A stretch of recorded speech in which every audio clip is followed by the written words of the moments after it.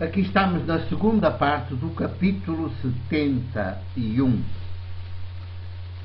já no versículo 10. O bispo Manuel Clemente ainda chega a falar de um condenado e de um flagelado, mas manifestamente não é Jesus o de Nazaré. Aliás, ele prefere chamar-lhe sistematicamente Cristo. São homilias, e agora vou referir-me mais às do Bispo do Porto, literariamente bem tecidas, atravessadas de muita piedade e espiritualidade, até de explícita alegria, mas no meu sentido presbiteral em igreja, a dos 2 ou 3 de que fala Jesus, tenho que dizer aqui que não é de Jesus, o de Nazaré, que ele fala. É um Cristo mítico, sem Espírito Santo, o de Jesus. É um Cristo, contudo, do Deus das religiões, que todos os anos ritualmente nascia e morria, e cuja ressurreição era ritualmente proclamada pelos grandes sacerdotes, em cerimônias assistidas por multidões incalculáveis, muito mais do que as poucas centenas de pessoas que hoje cabem no interior da sinistramente esmagadora Sé Catedral do Porto. 11. Tudo nestas homilias é literalmente belo, sem dúvida, sentimentalmente edificante e consolador, mas profeticamente inócuo. É um Cristo sem Jesus, o de Nazaré. Por isso, deixou tudo como está, como se não tivesse havido Páscoa. Não perturba os executivos das nações, muito menos os do grande dinheiro, nem a sua ordem mundial global, uma fábrica global cientificamente organizada de produção de lucros e de vítimas e de lucros, por isso cruel, oficialmente laica, mas efetivamente idólatra, não dos deuses das religiões, para eles e para elas já fora de moda, mas o Senhor Deus Dinheiro. 12. O bispo foi sacerdote, presidiu a ritos religiosos, batizou alguns adultos, elas e eles, jovens na sua maioria, provavelmente futuros executivos da nação e de alguma das multinacionais da nossa desgraça. Parênteses. O que querem é tudo o que o batismo de água consegue fazer. Só o do Espírito Santo de Jesus faz de quem o recebe outro Jesus, crucificados, ressuscitados. Não foi profeta, não foi outro Jesus, nem mesmo na homilia dita da paixão foi capaz de despertar, interpelar, desanestesiar a Assembleia com a grande pergunta que a Páscoa de Jesus ininterruptamente levanta: por que o mataram? Pelo contrário, até anunciou a concluir as suas piedosas e comoventes reflexões que a seguir iriam proceder à adoração da cruz. Vejam só. 13. Eu sei que no seu misticismo e no seu pietismo de bispo católico, ele encara hoje a cruz não como instrumento que o Império Romano inventou para supliciar nela os seus opositores e os rebeldes do seu domínio global e a sua exploração sobre os povos, mas como sinal da nossa salvação pessoal e da humanidade. Mas isto é, à luz da teologia de Jesus, é a ignomínia das ignomínias, é pura teologia dos deuses e deusas dos cultos religiosos do paganismo. Não é de Jesus, o de Nazaré, nem do Deus de Jesus. Saibam que Jesus foi fiel até à cruz e para lá dela, mas para a destruir, e nela destruir todos os impérios que o precederam e que viessem depois dele, e não para que nós agora a abracemos como redentora. 14. O que nos faz verdadeiramente humanos, por isso salvos, não é a cruz, mas apenas as mesmas práticas políticas maiêuticas de Jesus, que como seres humanos ateus que muitos se digam, havemos de prosseguir, atualizadas em cada tempo e lugar. Não é ficarmos aí masoquisticamente a adorar a cruz e o sofrimento. O sofrimento existe, está aí, produzido quase sempre por nós e pelos nossos perversos projetos, mas é para ser combatido, sempre.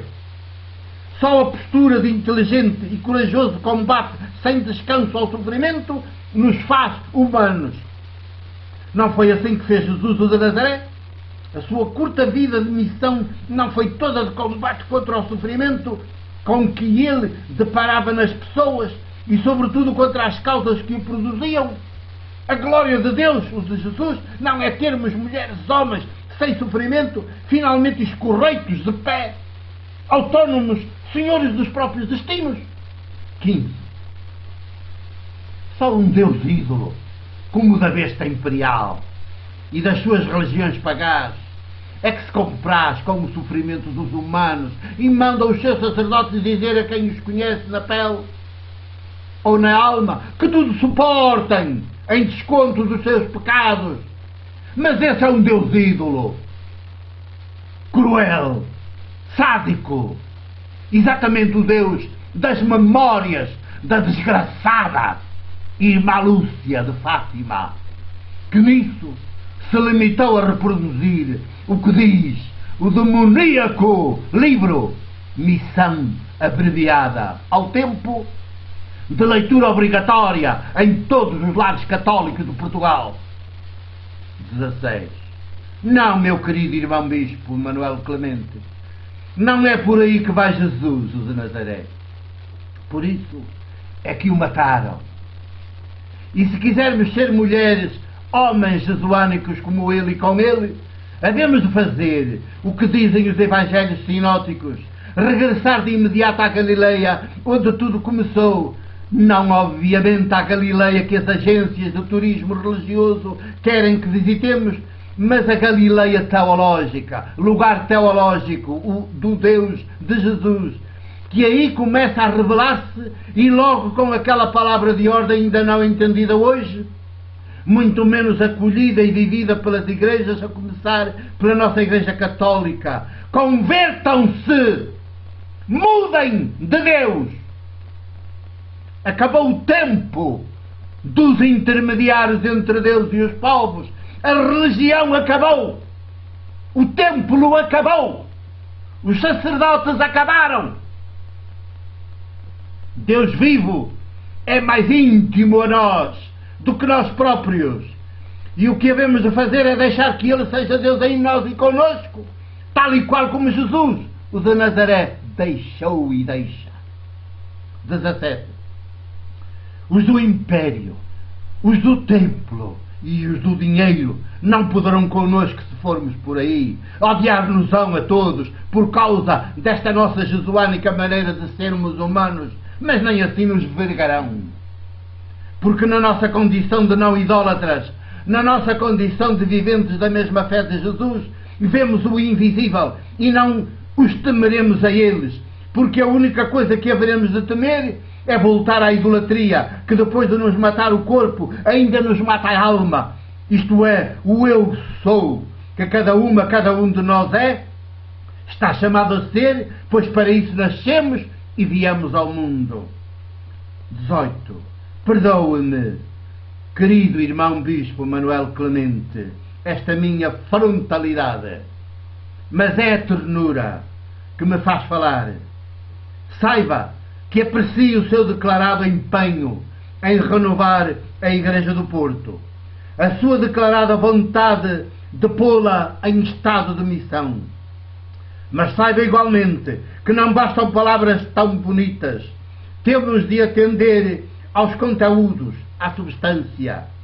E ao regressarmos a Jesus de Nazaré e à sua Galileia teológica, ou a missão será religiosa mais do mesmo, um desastre, portanto. E a nova evangelização de que também fala não será a de Jesus, evangelizar os pobres e os povos, libertar os oprimidos. abrir os olhos da mente e da consciência aos cegos, muito menos será o anúncio de um tempo de graça do nosso Deus vivo. 19. Será sim o Evangelho de um Cristo mais ou menos mítico, que nos rouba a alma, a identidade, a dignidade, nos transforma em adoradores de deuses e deusas. O de Fátima e de outros santuários de nomeada, e o do grande dinheiro, em lugar de nos fazer mulheres, homens da estatura de Jesus, prosseguidores das suas práticas políticas maiêuticas, essas mesmas que levaram os do templo do seu país, os do Império Romano que o ocupava e os do dinheiro, concentrados no Sinédrio, a unirem-se entre si e a matá-lo na cruz, como o maldito dos malditos. E se fizeram isso a ele, o que não farão a nós, se formos hoje pela sua via devidamente atualizada e fizermos nossas as suas mesmas causas. 20. É isto que espero de si, como Bispo da Igreja do Porto, por isso, meu Bispo também. Não tenha medo de perder as maiorias católicas consumidoras de cultos do paganismo. Não tenha medo de perder as maiorias católicas consumidoras de cultos do paganismo. Aposte como Jesus nos 2 ou 3 que se reúnem em seu nome e verá como a fecundidade acontece. Jesus, o crucificado ressuscitado, não engana. É por ele que soubemos, entre aspas, de Deus vivo, nosso Abba-mãe, e do seu Espírito, a ação criadora e libertadora. Se formos por outra porta que não Jesus crucificado, ressuscitado, o Espírito a que possamos chegar e o seu Deus serão fonte de alienação, projeção nossa, consolo, ópio, uma droga mais, a juntar a tantas outras que o mercado das religiões e o outro do dinheiro vendem aí a rodos, só para nos descriarem como seres humanos, até nos reduzirem a humanoides sem espinha dorsal. Pensemos nisto. 2008, março 26.